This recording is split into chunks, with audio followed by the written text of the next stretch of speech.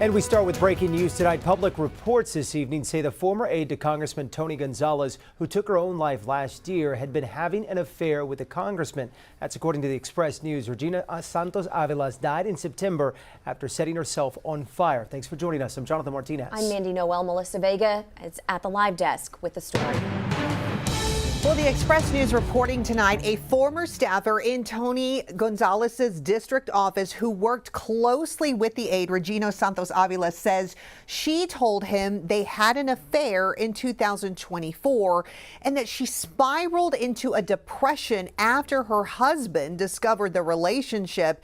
And Congressman Gonzales abruptly cut her off. The former staffer also reportedly sharing with the Express News a screenshot of a text message from Santos-Aviles in which she acknowledged having an affair with our boss. The staffer, who asked not to be named, citing a fear of retaliation, faulted Congressman Gonzales' office for failing to intervene, saying he warned the congressman's district director months before Santos-Aviles' death that he was concerned about her well-being.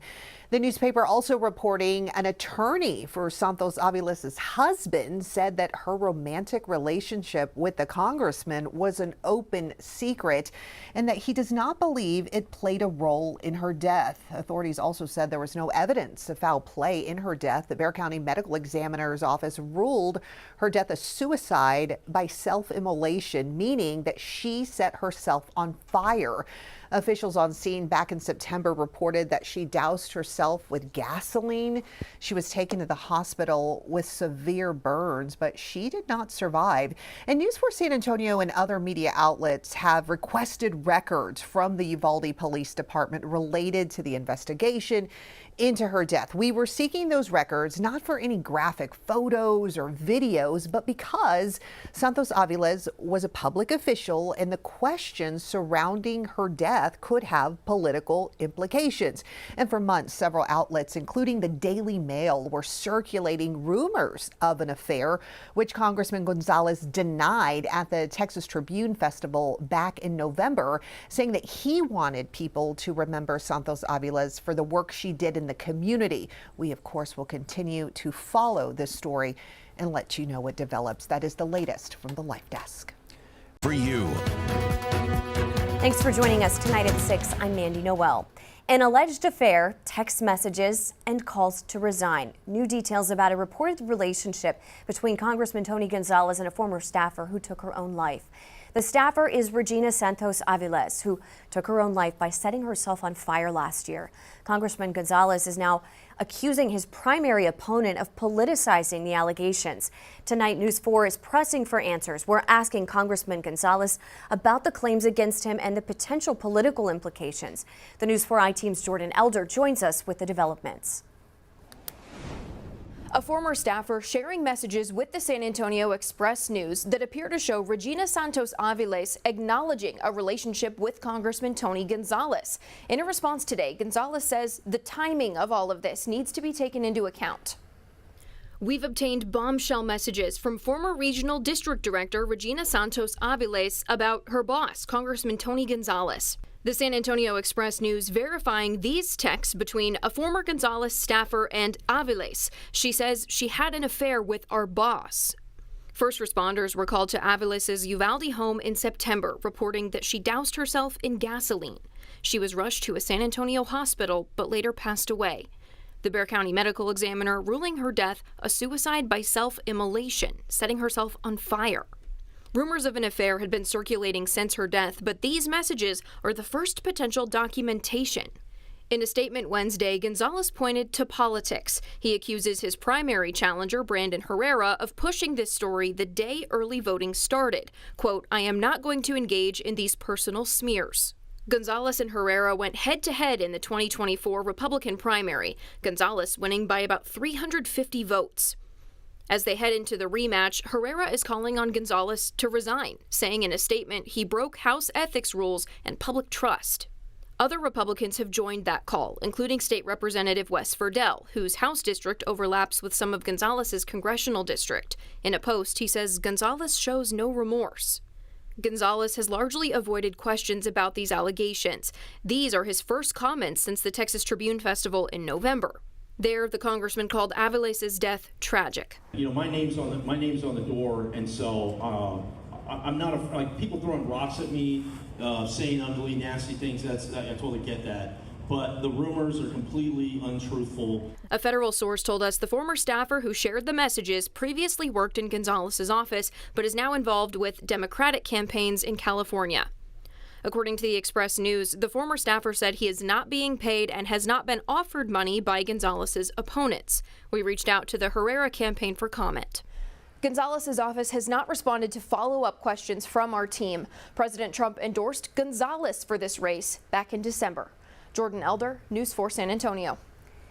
Tonight, political opponents call for Congressman Tony Gonzales to resign as new information emerges about an alleged affair with a staffer. Thanks for joining us tonight at 10. I'm Mandy Noel.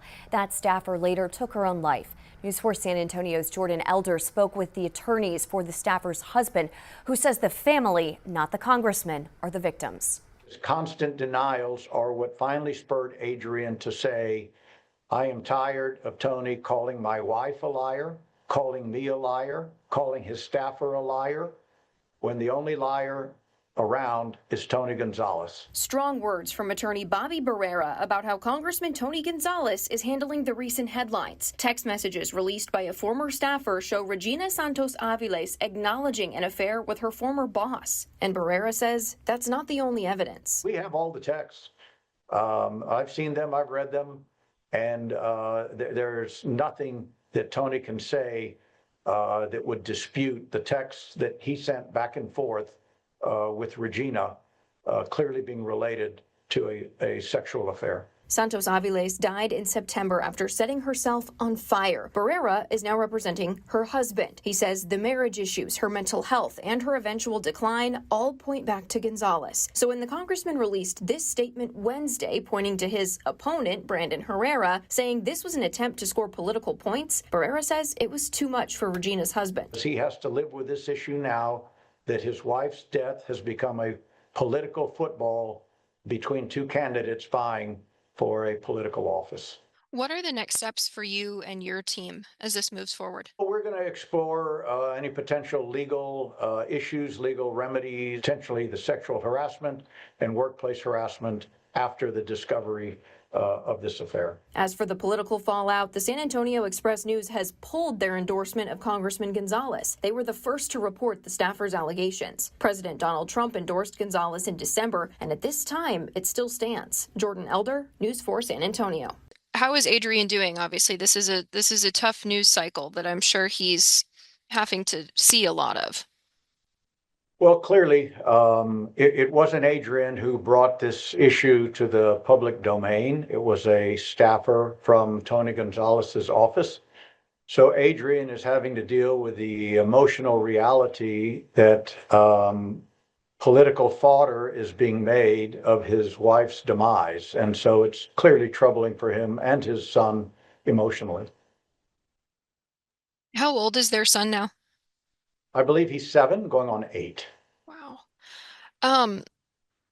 What do you know about when this affair started? Was this something that was widely known about?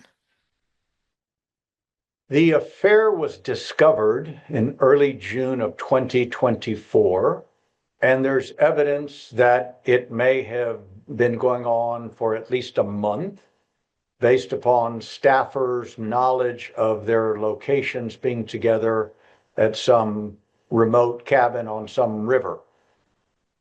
The affair was discovered in early June, and through texts that were observed by Adrian. And so it began there with the conflict between, of course, Adrian and Regina. And then after the discovery, the conflicts became more apparent between Tony and Regina in the workplace. What was it about those messages that convinced Adrian that this was happening? Well, when you say it was the messages were the discovery, the confirmation was Regina's admission. And so when Tony goes public in the domain saying to his constituents and to all the world that this is a political hack job by his opponent. What he's doing is calling this beautiful, spirited person that he had an affair with, he's calling her a liar. But certainly, Adrian and Regina would not have split up over innuendo. And this is an admission by Regina that she was having an affair with her boss, Tony Gonzales. Has Adrian shared with you anything about the nature of those messages between Regina and the congressman? Well, we've had a forensic download, so I have seen any number of texts and pictures back and forth between them. Adrian is aware of them, but Adrian, because of the emotional impact of reading these things, has not viewed all of these messages with any particular interest other than the acknowledgement that she was having an affair. Why has Adrian chosen to retain you as this plays out in front of the public eye? Adrian contacted me in regard to any particular potential litigation issues, any fallout issues resulting from the office place harassment that his wife was enduring. And but this issue being in the public domain is not Adrian's doing. But I was contacted for the purposes of exploring potential legal remedies on his wife's behalf for the workplace harassment and sexual harassment that she was subjected to.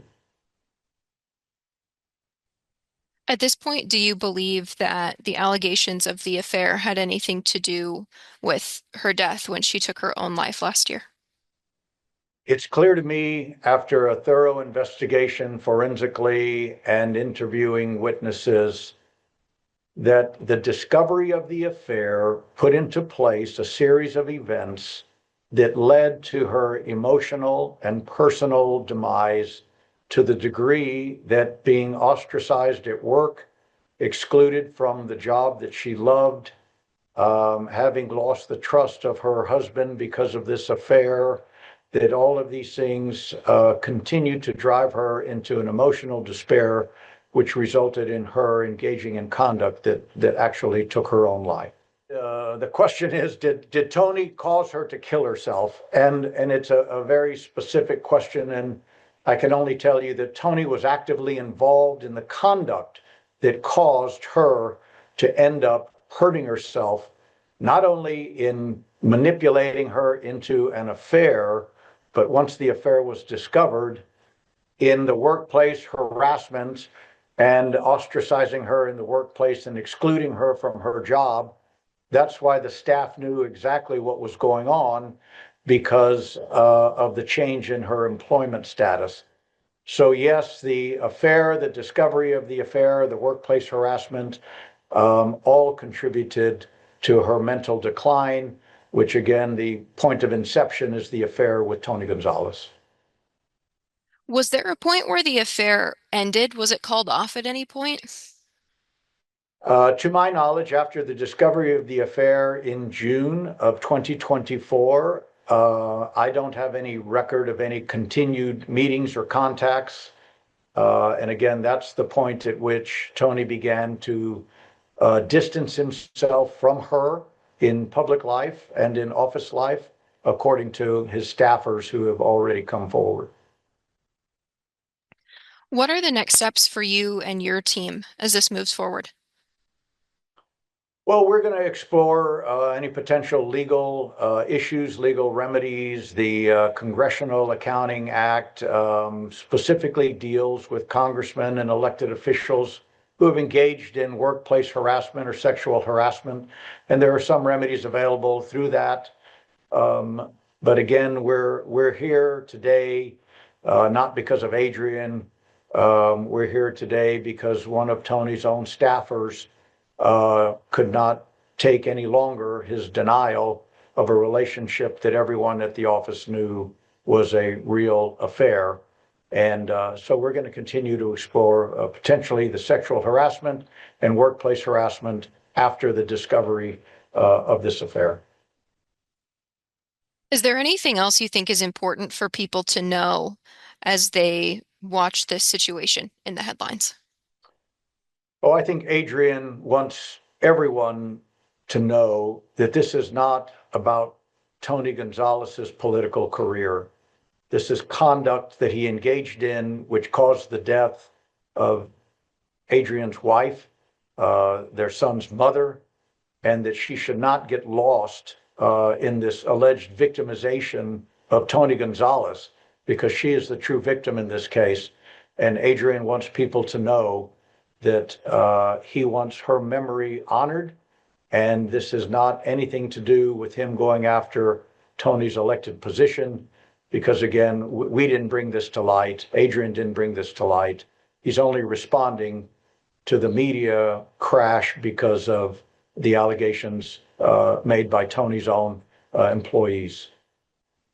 Adrian has known about this affair since June of 2024. You have not seen Adrian go public with one bit of information until the staffer came forward. Adrian's issue is with the constant denial by Tony Gonzales that he had an affair with Regina. It's bothersome to Adrian that Tony is trying to walk away from a situation that he clearly created, had a clear hand in the death of this young lady. And his constant denials are what finally spurred Adrian to say, I am tired of Tony calling my wife a liar, calling me a liar, calling his staffer a liar, when the only liar around is Tony Gonzales. And that's why Adrian has come forward, and that's why Adrian has the emotional angst that he does, because he has to live with this issue now that his wife's death has become a political football between two candidates vying for a political office.